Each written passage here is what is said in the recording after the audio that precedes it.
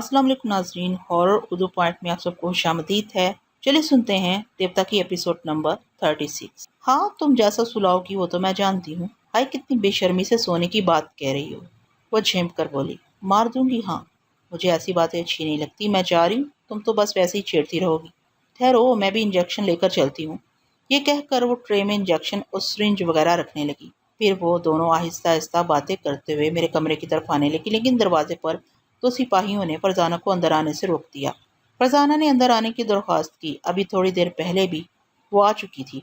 Ruby ने भी इसकी हमायत की, लेकिन सिपाहियों ने यह कहकर अंदर जाने की इजाज़त नहीं दी कि डायरेक्टर जनरल साहब ने हुक्म दिया है कि मरीज को इंजेक्शन लगाने के बाद किसी को कमरे में जाने की इजाज़त न दी जाए, वरना मरीज की नींद में खलल पड़ेगा। फरजाना बड़े अरमानों से मेरे पास आ रही थी, मगर इसके तमाम अरमानों पर ओस पड़ गई। अगर वो ड्यूटी पर होती तो रूबी की बजाय खुद मेरे पास चली आती, लेकिन इसकी ड्यूटी सुबह 10 बजे से थी। वो मायूस होकर वापस जाने लगी। रूबी ने कमरे में आकर तमाम बातें मुझे बताई। मैं भी मजबूर था। उस वक्त मैं डायरेक्टर जनरल का महकूम था। उनके हुक्म के खिलाफ फरजाना को नहीं बुला सकता था। मैंने रूबी से कहा, मैं भी सोना नहीं चाहता, अपनी फरजाना को याद करना चाहता हूँ। तो मुझ पर मेहरबानी करो और मुझे इंजेक्शन न लगाओ। रूबी ने कहा, फरजाना भी यही कह रही थी, मगर अब तो तुम दोनों एक दूसरे से दूर हो। ऐसी सूरत में तुम्हारा सो जाना ही बेहतर है। नहीं सिस्टर, मैं जागना चाहता हूँ और जागती आंखों से अपनी फरजाना के ख्वाब देखना चाहता हूँ। प्लीज़ मुझे जागने दो। अगर डॉक्टर वगैरह पूछेंगे तो मैं कह दूंगा कि तुमने इंजेक्शन लगा दिया था। उसने मेरी बात मान ली। इंजेक्शन की शीशी ट्रे से उठाकर अपने ब्लाउज के अंदर छुपा ली, फिर मुस्कुराती हुई वहां से चली गई। उसके जाते ही मैंने डायरेक्टर जनरल शबीर हसन की सोच को पढ़ना शुरू किया। इस वक्त वो बड़ी एहतियात और राजदारी से उस होटल का मुहासरा कर रहे थे। उनके मुसल्लह जवान आम शहरी लिबास में थे, इसलिए किसी को शुबा नहीं हो सकता था कि किसी मुजरिम की नाकाबंदी के इंतजाम किए जा रहे हैं। यह सब कुछ डायरेक्टर जनरल की रहनुमाई में हो रहा था।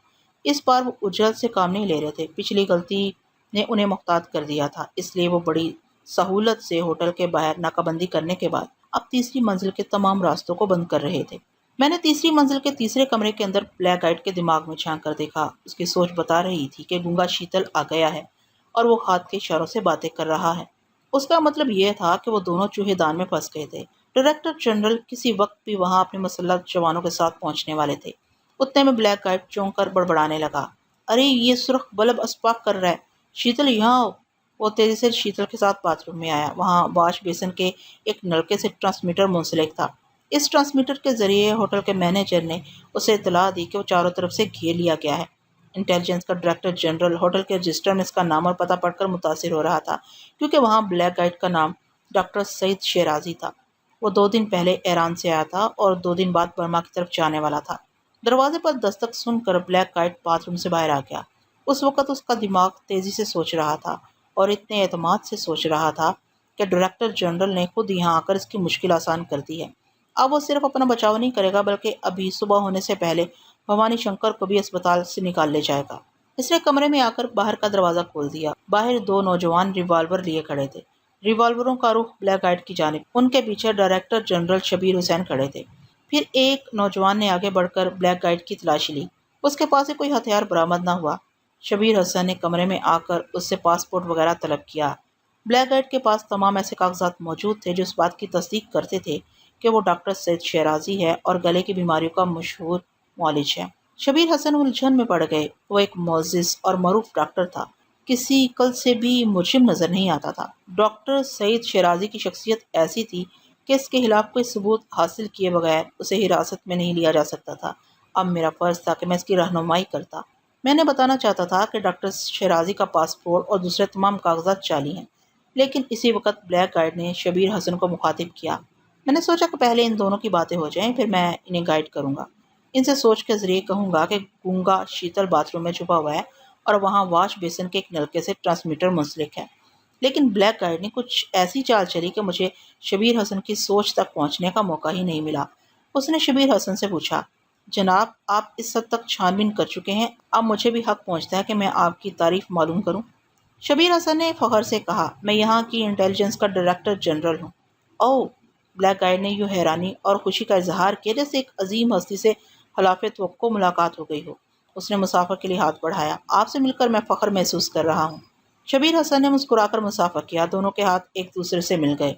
میں اس وقت شبیر حسن کی سوچ پڑھ رہا تھا۔ ان کی سوچ نے بتایا کہ ہاتھ ملاتے وقت بلیک گائیڈ کی انگوٹھی ہولے سے شبیر حسن کی ایک انگلی میں چپ گئی ہے۔ اس کے بعد ہی ان کی سوچ میں گڑبڑ سی ہونے لگی۔ ایسا معلوم ہو رہا تھا جیسے ان کے دماغ کے سارے دروازے آہستہ آہستہ بند ہو رہے ہیں۔ میں نے فوراً ہی انہیں مخاطب کیا۔ جناب، میں فرحاد آپ سے مخاطب ہوں، مجھے فوراً جواب دیجیے کہ آپ کی سوچ سست کیوں پڑتی جا رہی ہے؟ انہوں نے اونچی آواز میں بلیک گائیڈ سے پوچھا، یہ میرے دماغ کے اندر کون بول رہا ہے؟ بھلا آپ کے اندر اور کون بولے گا؟ ابھی تو آپ ہی بول رہے ہیں۔ شاید آپ کی طبیعت کچھ خراب ہے۔ بلیک گائیڈ جو کچھ کہہ رہا تھا وہ شبیر حسن کے دماغ سے مجھ تک پہنچ رہا تھا، مگر مشکل یہ تھی کہ وہ مجھے نہیں پہچان رہے تھے۔ میں نے پھر انہیں مخاطب کیا، جناب شبیر حسن صاحب، میں فرحاد بول رہا ہوں، مجھے پہچانی؟ آپ تو اچھی طرح جانتے ہیں کہ میں سوچ کے ذریعے گفتگو کرتا ہوں۔ انہوں نے پھر دونوں ہاتھوں سے اپنے سر کو تھام کر کہا، سنو سنو، وہ پھر میرے اندر بول رہا ہے، کہتا ہے میں فرحاد بول رہا ہوں، میں سوچ کے ذریعے گفتگو کرتا ہوں۔ ڈائریکٹر جنرل شبیر حسن کی باتیں سن کر میں بوکھلا گیا۔ وہ مجھے نہیں پہچان رہے تھے اور نہ ہی میری سوچ کے رابطے کو سمجھ رہے تھے۔ وہ بلیک گائیڈ سے یہ راز کی باتیں کہہ رہے تھے کہ ان کے اندر کوئی فرحاد بول رہا ہے۔ اسی کو کہتے ہیں گھر کا بھیدی لنکا ڈھائے۔ ویسے یہ بات سمجھ میں آ گئی کہ بلیک گائیڈ نے مسافہ کرتے وقت اپنی انگوٹھی کے ذریعے شبیر حسن کے جسم میں کوئی ایسی دوا انجیکٹ کر دی ہے جو ان کے دماغ پر اثر انداز ہو رہی ہے۔ اب دانش مندی یہی تھی کہ میں ان کی سوچ کو ٹٹولنے میں وقت نہ ضائع کروں، بلکہ بلیک گائیڈ کی سوچ کے ذریعے ان کی پلاننگ کو سمجھتا رہوں۔ میں نے جلدی سے اس کے دماغ میں جھانک کر دیکھا۔ وہ اس وقت ان دو مسلح نوجوانوں کی باتیں سن رہا تھا جو شبیر حسن کے ساتھ کمرے میں آئے تھے۔ ان میں ایک نوجوان شبیر حسن سے پوچھ رہا تھا کہ ان کی طبیعت کیسی ہے۔ دوسرا نوجوان بلیک گائیڈ کی جانب ریوالور کا رخ کیے کہہ رہا تھا، ڈاکٹر شیرازی، آپ نے مسافہ کرتے وقت کچھ گڑبڑ کی ہے، بتائیے اس انگوٹھی میں کیا ہے، میں اسے دیکھنا چاہتا ہوں۔ بلیک گائیڈ عرف ڈاکٹر شیرازی انگوٹھی اتارنے میں جان بوجھ کر دیر کر رہا تھا اور شیتل کو دیکھ رہا تھا جو باتھ روم سے نکل کر دبے قدموں چلتا ہوا ریوالور والے جوان کی طرف بڑھتا آ رہا تھا۔ میں نے اس نوجوان کو خطرے سے آگاہ کرنے کے لیے اس کی سوچ میں کہا، مجھے پیچھے بھی دیکھتے رہنا چاہیے، ایسا نہ ہو کہ ڈاکٹر شیرازی کا کوئی آدمی اچانک ہی پیچھے سے حملہ کر دے۔ میرے اس مشورے پر اس نے فوراً ہی پلٹ کر پیچھے دیکھا، لیکن شیتل بلا کا پرتیلا تھا۔ اس نے اچانک اس پر چھلانگ لگائی اور اس نوجوان کے ساتھ دوسرے نوجوان کو بھی رگیدتا ہوا اس طرح فرش پر آیا کہ دونوں نیچے دب گئے اور وہ ان پر چھا گیا۔ یہ سب تماشے بلیک گائیڈ اپنی آنکھوں سے دیکھ رہا تھا اور میں اس کے دماغ سے کمنٹری سن رہا تھا کہ وہاں کس انداز میں جنگ ہو رہی ہے۔ وہ دونوں جوان اچھے فائٹر تھے، اچھے صحت مند تھے، لیکن شیتل کے سامنے چیونٹی کی حیثیت رکھتے تھے۔ وہ ایک پہاڑ کی طرح ان پر چھا گیا تھا۔ وہ دونوں اس کے نیچے سے نکلنے کی کوشش کر رہے تھے، لیکن ان کی گردنیں اس کے فولادی بازوؤں میں پھنسی ہوئی تھیں اور اس طرح ان کی سانسیں رکتی جا رہی تھیں۔ میں سمجھ گیا کہ وہ مشینی انسان انہیں مار ڈالے گا، کہ ان کے سامنے ہی ڈائریکٹر جنرل کو دماغی لحاظ سے بیکار بنا دیا تھا۔ میں نے پھر ایک بار ان سے دماغی رابطہ قائم کرنے کی کوشش کی۔ جناب شبیر حسن صاحب، اپنے دماغ کو کنٹرول میں رکھیے، مجھے پہچانیے، میں فرحاد آپ سے مخاطب ہوں۔ ان کی بہکی ہوئی سوچ نے کہا، میں کیسے پہچانوں؟ مجھے کوئی فرحاد نظر نہیں آ رہا ہے، مجھے تو صرف یہ ڈاکٹر شیرازی نظر آ رہا ہے۔ یہ کتنا اچھا ہے، کتنی پرکشش شخصیت کا مالک ہے، میں اس کی جانب کھینچا چلا جا رہا ہوں۔ میں نے کہا، ہوش کی دوا کریں، آپ کے دو ماتحت موت کے منہ میں جا رہے ہیں۔ شیتل انہیں زندہ نہیں چھوڑے گا، مگر آپ ہیں کہ ڈاکٹر شیرازی کی شخصیت سے متاثر ہو رہے ہیں۔ وہ ڈاکٹر شیرازی نہیں بلکہ بلیک گائیڈ ہے، ہمارے ملک کا دشمن ہے۔ اس بار ڈائریکٹر جنرل نے بلیک گائیڈ کی جانب دیکھ کر کہا، نہیں، یہ بلیک گائیڈ نہیں ہے، یہ ڈاکٹر شیرازی ہے۔ بلیک گائیڈ چونک کر انہیں دیکھنے لگا۔ میں نے فوراً ہی اس سے دماغی رابطہ قائم کیا۔ وہ حیرانی سے سوچ رہا تھا، یہ شخص کیسے جانتا ہے کہ میرا خفیہ نام بلیک گائیڈ ہے؟ اس نے شبیر حسن سے پوچھا کہ آپ مجھے بلیک گائیڈ سمجھ کر گرفتار کرنے آئے ہیں؟ جی نہیں، میں آپ جیسے معزز انسان کو بلیک کیسے کہہ سکتا ہوں؟ میں نے ابھی بتایا نا کہ میرے دماغ میں کوئی فرحاد بول رہا ہے۔ مجھے ایسا لگتا ہے کہ میں اس فرحاد کو جانتا ہوں، مگر مجھے کچھ یاد نہیں آ رہا ہے کہ میں نے اسے کبھی دیکھا بھی ہے یا نہیں۔ اب اس نے یہ بھی کہا تھا کہ وہ سوچ کے ذریعے گفتگو کرتا ہے۔ شبیر حسن میرا بھید کھول رہے تھے، بلیک گائیڈ گہری سنجیدگی سے سوچ رہا تھا۔ یہ انٹیلیجنس کا آفیسر پہلے بھی یہ کہہ چکا ہے کہ کوئی فرحاد سوچ کے ذریعے گفتگو کرتا ہے، اس کا مطلب یہ ہے کہ وہ ٹیلیپیتھی جانتا ہے۔ واقعی یہی بات ہے، اسی ٹیلیپیتھی جاننے والے نے اس آفیسر کو میرا خفیہ نام بلیک گائیڈ بتایا ہے، ورنہ یہ انٹیلیجنس والے 7 جنم میں بھی میری اصلیت معلوم نہیں کر سکتے تھے۔ ہاں، پتہ چل گیا کہ یہ انٹیلیجنس والے میری خفیہ پناہ گاہ تک کیسے پہنچ گئے تھے۔ میں اس مکان کو تباہ کر کے اس ہوٹل میں آیا تو اس ٹیلی پیتھی جاننے والے نے انٹیلیجنس کے آدمیوں کو یہاں بھیج دیا۔ میں نداستگی میں کتنا نقصان اٹھا رہا تھا۔ اب مجھے سب سے پہلے اسی خطرناک شخص سے نمٹنا چاہیے جو کہ بہت بڑا دشمن ہے۔ یہ آفیسر کیا نام بتا رہا تھا اس کا؟ یاد آیا، فرحاد۔ دماغ کی تجوری سے خفیہ منصوبوں کو چرانے والا چور فرحاد۔ میں دیکھوں گا اب وہ مجھے کس طرح نقصان پہنچاتا ہے۔ وہ ٹیلی پیتھی جانتا ہے، میں ہپنوٹائز کرنا جانتا ہوں۔ انٹیلیجنس کا یہ آفیسر دماغی طور سے کمزور ہو گیا ہے، میں بڑی آسانی سے اسے ہپنوٹائز کر کے فرحاد کے متعلق معلومات حاصل کر سکتا ہوں۔ یہ سوچ کر وہ شیتل کی جانب دیکھنے لگا۔ اس وقت شیتل ان دو جوانوں کو اپنے دونوں بغلوں میں دبا کر باتھ روم کی طرف لے جا رہا تھا۔ وہ جوان اس کے بازوؤں میں لاشوں کی طرح جھول رہے تھے۔ وہ شاید ہمیشہ کے لیے ختم ہو گئے تھے یا وقتی طور پر بے ہوش ہو گئے تھے۔ بلیک گائیڈ نے ان کی طرف سے مطمئن ہو کر ڈائریکٹر جنرل کو تہمکانہ انداز میں مخاطب کیا۔ میری آنکھوں میں دیکھو۔ انہوں نے حکم کی تعمیل کی، اس کی آنکھوں میں دیکھنے لگے۔ میں اس ہپنوٹائز کرنے والے بلیک گائیڈ کے خیالات کے ذریعے معلوم کر رہا تھا کہ وہ کس طرح شبیر حسن کو ٹرانس میں لا رہے ہیں۔ وہ دماغی طور پر کمزور ہو گئے تھے، اس لیے جلد ہی ٹرانس میں آ گئے۔ بلیک گائیڈ نے بھاری بھرکم آواز میں کہا، میں عامل ہوں اور تم میرے معمول ہو، تم میری ہر بات کا جواب دو گے۔ شبیر حسن کی خوابدیدہ آواز سنائی دی، میں ہر بات کا جواب دوں گا۔ ان کے معمول بنتے ہی میرے سر پر خطرہ منڈلانے لگا، کیونکہ اب میں صرف ان کی سوچ کو پڑھ سکتا تھا لیکن اپنی سوچ کو ان پر حاوی نہیں کر سکتا تھا۔ وہ بلیک گائیڈ کے زیر عمل آ گئے تھے۔ صرف بلیک گائیڈ کی باتیں ان کے دماغ تک پہنچ سکتی تھیں، اس کے علاوہ دنیا کی کوئی آواز یا کسی بھی انسان کی سوچ کی لہریں ان کے دماغ کو چھو بھی نہیں سکتی تھی۔ میں نے آزمائش کے طور پر اپنی سوچ کی لہریں ان کے دماغ تک پہنچانا چاہی۔ جناب آپ اپنے عامل کی کسی بات کا جواب نہ دیں۔ اسی وقت بلیک گائیڈ نے شبیر حسن سے سوال کیا، فرحاد کون ہے؟ میری سوچ ان کے دماغ تک نہیں پہنچی تھی، مگر بلیک گائیڈ کا سوال انہوں نے ایک معمول کی حیثیت سے قبول کر لیا۔ اس کا جواب دیا، فرحاد ایک نوجوان ہے، اس ملک کا شہری ہے، وہ ٹیلی پیتھی جانتا ہے۔ اس کی رہنمائی میں ہم نے احمد شیخ اور ٹونی کو گرفتار کیا ہے۔ اسی نے خیال ہونے کے ذریعے ہمیں بتایا ہے کہ اسپتال کے 2 نمبر کے کمرے میں جو مریض ہے اس کا نام محمود حسن نہیں بلکہ بھوانی شنکر ہے، اور اس نے ایک مائکرو فلم اپنے جبڑے کے قریب زبان کے نیچے رکھی ہوئی ہے۔ ہم نے بھوانی شنکر کا آپریشن کر کے وہ مائکرو فلم برآمد کر لی ہے۔ بلیک گائیڈ نے سوال کیا، وہ مائکرو فلم کہاں ہے؟ وہ وزارت خارجہ کے سیکرٹری کے پاس بھیج دی گئی ہے۔ فرحاد کہاں ہے؟ وہ اس وقت اسپتال کے 10 نمبر کے کمرے میں ہے۔ کیا وہ بیمار ہے؟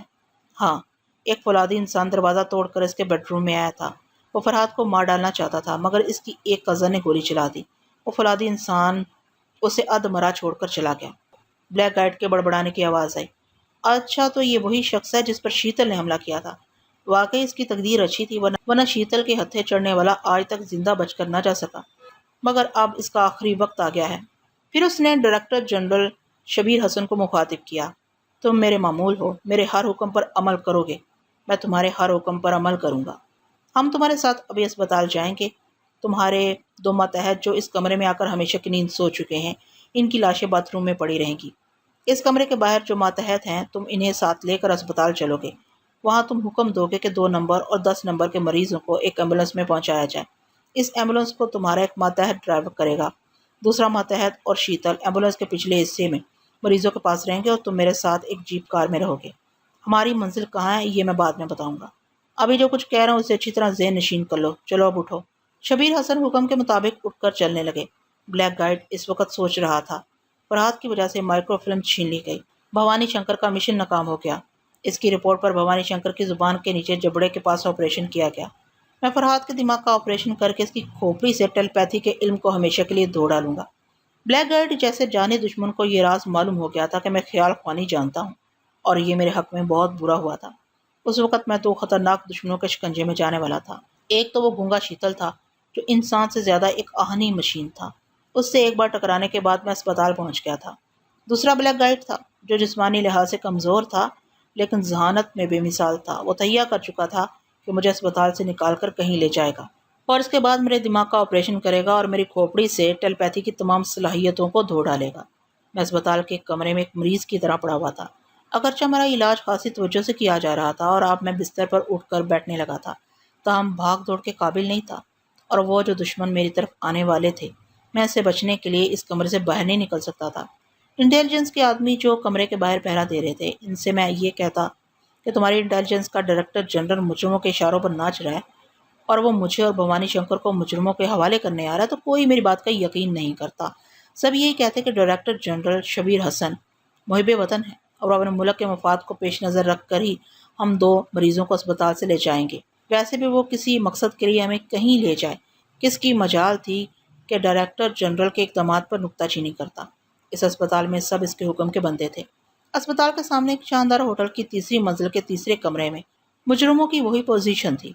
ब्लैक गाइड डॉक्टर शिराजी के रूप में था और इसने डायरेक्टर जनरल शबीर हसन को अमले तनवीम के जरिए अपना मामूल बनाया हुआ था। गूंगा शीतल इनके करीब मौजूद था। होटल के इस कमरे को छोड़ने से पहले ब्लैक गाइड और डॉक्टर शिराजी ने कुछ सोचते हुए कहा, ठहरो, मैं अस्पताल की बाउंड्री में दाखिल होने से पहले हर तरफ से अपना इत्मीनान कर लेना चाहता हूँ।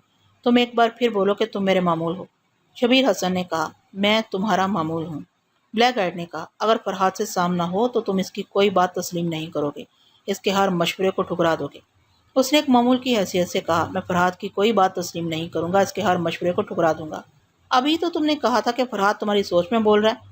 इसका मतलब ये हुआ कि हम यहाँ जो बातें कर रहे हैं फरहाद इन्हें सुन रहा है। मैं यकीन से नहीं कह सकता कि वो सुन रहा है या नहीं। मैंने डॉक्टर से कह दिया था कि उसे नींद का इंजेक्शन लगा दे ताकि वो जागता ना रहे और ना मेरी सोच को पढ़ सके, मगर वो पढ़ रहा है। यकीनन डॉक्टर ने इसे इंजेक्शन नहीं लगाया है। वो पुलिस अस्पताल में है, वहाँ तुम्हारे जैसे इतने बड़े ऑफिसर के हुक्म की फ़ौरन तामील होनी चाहिए थी। आप बताओ क्या किया जा सकता है? वह शैतान हमारी गुफ्तगू सुन रहा होगा। हाँ, सुन रहा होगा। मैं जो कहता हूँ वही तुम कहते हो। मामूल बनने का मतलब ये नहीं कि तुम अपने तौर से सोच कर जवाब ना दो। अपने जहन को खुला छोड़ दो और अच्छी तरह सोच कर बताओ। जब तुम फरहाद और भवानी शंकर को अस्पताल से ले जाना चाहोगे तो फरहाद किस तरह रुकावटें पैदा करेगा? शबीर हसन ने कुछ देर सोचने के बाद कहा, मेरा ख्याल है कि वो सिर्फ अस्पताल से बाहर जाने से इनकार करेगा। ज़्यादा से ज़्यादा चीख कर कहता रहेगा कि मैं उसे तुम्हारे हवाले कर रहा हूँ इसलिए कि मैं तुम्हारा मामूल बन गया हूँ। ब्लैक गाइड ने कहा, अगर वो तुम्हारे मामूल बनने की बात कहेगा तो दूसरे डॉक्टर वगैरह किसी हद तक शुबा करने लगेंगे। अगरचे इनका शुबा यकीन में नहीं बदल सकता क्योंकि तुम बिल्कुल नॉर्मल हालत में हो। इसके बावजूद मोहतात रहना ज़रूरी है, न जाने वो दुश्मन वहाँ किस किस्म का हंगामा खड़ा करेगा। मेरे साथ शीतल भी इसके बिछाए हुए जाल में फंस जाएगा। इसमें शुबा नहीं कि वो अजीब व गरीब और खतरनाक दुश्मन है। हमारा दिमाग इधर प्लानिंग करता है, उधर वो सुन लेता है। ऐसे दुश्मन से टकराना अपनी मौत को दावत देना है, लेकिन मुझे भी अपनी जहानत पर भरोसा है। अब मैं किसी प्लानिंग के मुतालिक गुफ्तगू नहीं करूँगा। अचानक ही बगैर सोचे समझे इस पर हमला करूँगा। ठहरो, मेरे दिमाग को ज़रा पुरसकून होने दो। इस कमबख्त ने मुझे उलझा कर रख दिया है। वो अपने दिमाग को हर तरह की सोच विचार से खाली करने लगा। मैंने सोचा कि अब मुझे अमली तौर से कदम उठाना होगा। अगर मैं मरीज़ बनकर यहाँ पड़ा रहा तो इसकी किसी गैर मुतवक्को साजिश का शिकार हो जाऊँगा। ये सोचकर मैं बिस्तर पर बैठ गया। मुझे किसी तरह की तकलीफ का एहसास नहीं हुआ। रोज़ाना 2 वक़्त मेरे बदन की मालिश की जाती थी, जिसके बायस हड्डियों तक पहुँचने वाला दर्द और टीसें ज़ायल हो गई थी। मैं बिस्तर से उतरकर खड़ा हो गया और आहिस्ता आहिस्ता चलता हुआ दरवाजे तक पहुँच गया। इस वक़्त मुझे जिस्म के किसी हिस्से में तकलीफ महसूस नहीं हुई। इसकी वजह ये हो सकती है कि मैं खतरे में गिरा हुआ था, और जब जान पर बनी हो तो इंसान तमाम दुख दर्द भूल जाता है, सिर्फ जान बचाने का अज़्म रह जाता है। एक वजह यह भी हो सकती है अस्पताल के माहौल में बीमारों के दरमियान रहकर और ज़्यादा बीमारी का एहसास होता है। अब जब मैंने उठकर चलने का हौसला किया तो पता चला कि मैं इतना बीमार और कमज़ोर नहीं था यकीनन जितना कि अपने आप को समझ रखा था। मैंने दरवाज़ा खोलकर देखा, बाहर 2 मसल्ह जवान अपनी ड्यूटी पर थे। इस वक्त शायद रात के 2 या 3 बज रहे होंगे। एक नौजवान थकर उतारने के बाद अस्पताल के बेंच पर सो गया था और दूसरा एक स्टूल पर बैठा हुआ था। दरवाज़ा खुलते ही वो अपनी जगह से उठ खड़ा हुआ। वो जानता था कि इंटेलिजेंस के तमाम अफसरान मेरी कितनी इज्जत करते हैं, लिहाजा उसने भी बड़े अदब से पूछा, क्या बात है मिस्टर फरहाद, आप बिस्तर से उठकर क्यों आ गए हैं? मैंने इसकी आंखों में झांक कर इसकी सोच में कहा, अरे बाप रे बाप, मेरी खोपड़ी उलट रही है। उसने बौखलाकर दोनों हाथों से सर को थाम लिया। उसके संभलने से पहले ही मैंने कहा, अरे मैं तो आगे की तरफ झुका जा रहा हूँ। वो आगे की तरफ बेख्तियार झुकने लगा। मैंने कहा, हाँ, मेरे घुटने कांप रहे हैं, मुझे फ़ौरन ही उठकर बैठ जाना चाहिए वरना मैं गिर पड़ूंगा। वो फ़ौरन ही बैठने लगा। इंसान अपने दिमाग का ताबे फरमान है। दिमाग की कुव्वत से पैरों पर खड़ा होता है, दिमाग की कमज़ोरी से गिरता है, और वही दिमाग उसे हौसला दे तो गिरते गिरते संभल जाता है। इंसानी दिमाग की इन कारफरमाइयों के पेश नज़र इस मसल्ला जवान की हालत का अंदाज़ा किया जा सकता है। जब वो बैठने लगा तो मैंने कहा, नहीं, मुझे बैठना नहीं चाहिए, संभलना चाहिए। मैं इस काबिल हूँ कि अपने पैरों पर खड़ा रह सकता हूँ। वो संभल कर खड़ा हो गया।